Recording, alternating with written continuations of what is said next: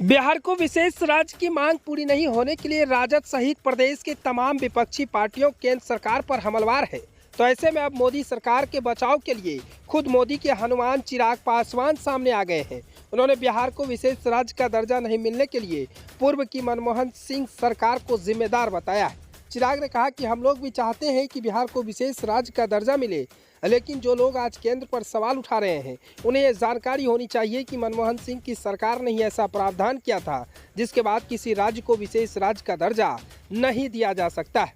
आज ये लोग हल्ला मचा रहे हैं, शोरगुल कह रहे हैं, बयानबाजी कर रहे हैं, लेकिन इन लोगों को जानकारी की कमी है। चिराग ने कहा कि हम लोगों की मांग रही है जब तक बिहार को विशेष राज्य का दर्जा नहीं दिया जाता है तब तक बिहार को विशेष पैकेज दिया जाए, और बजट में बिहार के लिए इस पर ध्यान दिया गया।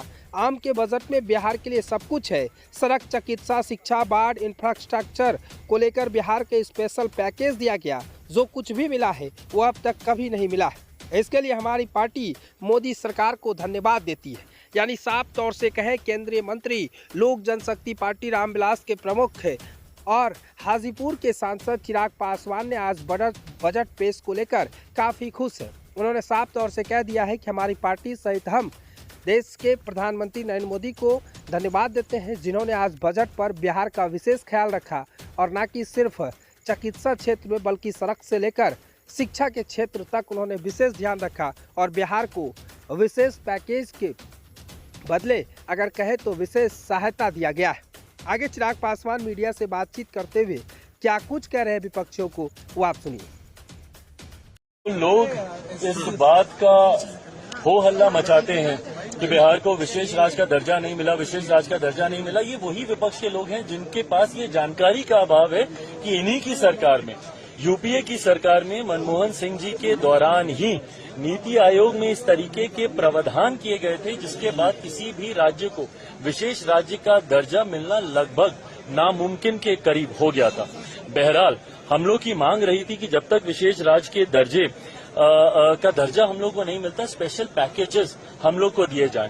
मैं धन्यवाद करूंगा मेरे प्रधानमंत्री आदरणीय नरेंद्र मोदी जी का, मैं धन्यवाद करूंगा हमारी वित्त मंत्री आदरणीय निर्मला सीतारमण जी का कि उन्होंने बिहार को जिस तरीके से स्पेशल पैकेजेस देकर, और मेरे लिए बिहारी होने के नाते खुशी की बात है, और मेरी पार्टी लोक जनशक्ति पार्टी रामविलास ने हमेशा बिहार फर्स्ट, बिहारी फर्स्ट के विजन के साथ आगे बढ़ने का काम किया है। इस बजट में बिहार फर्स्ट, बिहारी फर्स्ट को भी धरातल पर उतारने के प्रावधान दिए गए हैं।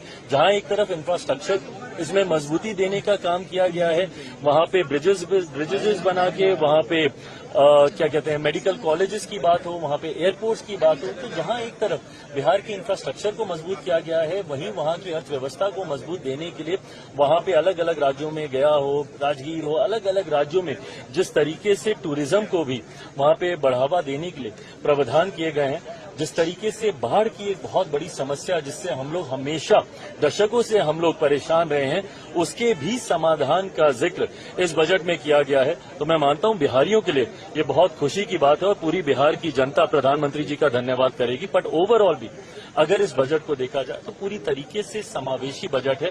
पिछले 10 सालों में भारत की अर्थव्यवस्था, एक मजबूत अर्थव्यवस्था का लाभ हमारे समाज के हर वर्ग को मिले, युवाओं को मिले, महिलाओं को मिले, किसानों को मिले, मध्य वर्ग के लोगों को मिले, इस बात का ध्यान भी इस बजट में रखा गया है। मैं मानता हूं कि एक बजट, ऐसा बजट जो युवाओं से जुड़ी सबसे बड़ी समस्या बेरोजगारी का भी जिक्र करता है।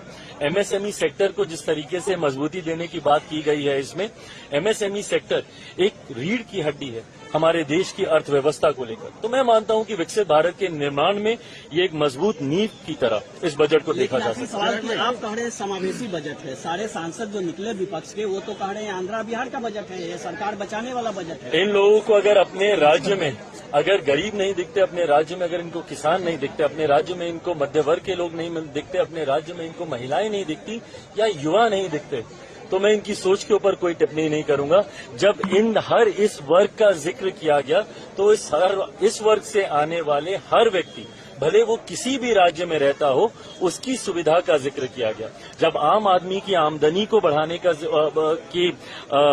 बचाव को, जो वो बचत करता है, उसको बढ़ाने का जिक्र किया, तो ये हर राज्य के व्यक्ति का जिक्र किया गया। पर अगर इसमें उनको उनके राज्य का जिक्र नहीं दिखता तो ये उनकी सोच हो सकती है।